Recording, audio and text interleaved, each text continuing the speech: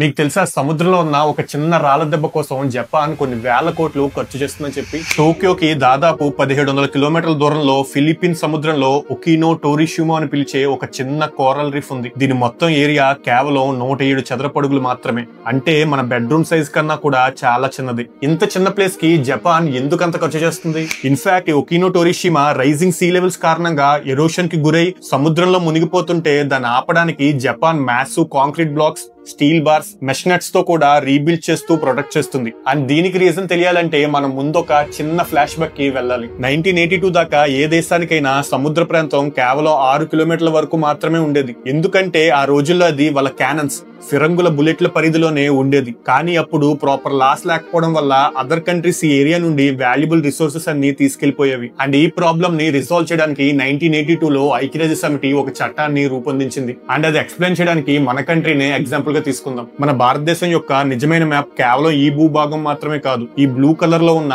సముద్ర ప్రాంతం కూడా. ఇందులో సముద్రాన్ని 3 భాగాలుగా విభజించారు. మొదటిది టెరిటోరియల్ సీ. ఇది కోస్టల్ ఏరియా నుండి 22 కిలోమీటర్ల దూరం వరకు ఉంటుంది. ఇది మన ఇంటి లాంటిది, ఎవ్వరూ కూడా పర్మిషన్ లేకుండా లోపలికి రాలేరు. రెండోది కంటిగ్యూయస్ జోన్. ఇది 44 కిలోమీటర్ల వరకు ఉంటుంది. ఇది మన ఇంటి బయట ఉన్న బ్యాక్ యార్డ్ లాంటిది. And the most important exclusive economic zone. ఇది ఏకంగా 370 కిలోమీటర్ల దూరం వరకు విస్తరించి ఉంటుంది. ఈ జోన్ లో మన natural resources like oil, gas, fishing లాంటి వాటిపై ఆ దేశానికే పూర్తి హక్కులుంటాయి. ఇన్ఫాక్ట్ మన అండమాన్ అండ్ నికోబార్ ఐలాండ్స్ కూడా కేవలం ఒక పర్యాటక ప్రాంతం మాత్రమే కాదు, అవి స్ట్రాటజికల్ గా చాలా ఇంపార్టెంట్. వాటి వల్ల భారతదేశానికి bay of Bengal and Andaman sea లో ఒక భారీ ఎక్స్క్లూజివ్ ఎకనామిక్ జోన్ పై నియంత్రణ ఉంటుంది. సో ఇప్పుడు ఈ చట్టం ప్రకారమే ఒకినో టోరిషిమా కూడా ఒక ఐలాండ్ అని చెప్పి జపాన్ దాని చుట్టూ ఉన్న 4 లక్షల చదరపు కిలోమీటర్ల సముద్రాన్ని తమదని క్లెయిమ్ చేసుకుంటుంది. అయితే చైనా, తైవాన్, సౌత్ కొరియాలు దీన్ని అస్సలు ఒప్పుకోవడం లేదు. వాళ్ళు ఒకినో టోరిషిమా ఒక ఐలాండ్ కాదని, అది కేవలం ఒక రాయి మాత్రమేనని వాదిస్తున్నారు. అందుకే జపాన్ కి దాని చుట్టూ ఉన్న ఎక్స్క్లూజివ్ ఎకనామిక్ జోన్ ఉండదని వాళ్ళు చెప్తున్నారు. చూసారా, ఒక చిన్న పీస్ ఆఫ్ ల్యాండ్ కూడా ఒక కంట్రీకి బిగ్గెస్ట్ అసెట్ గా మారుతుంది.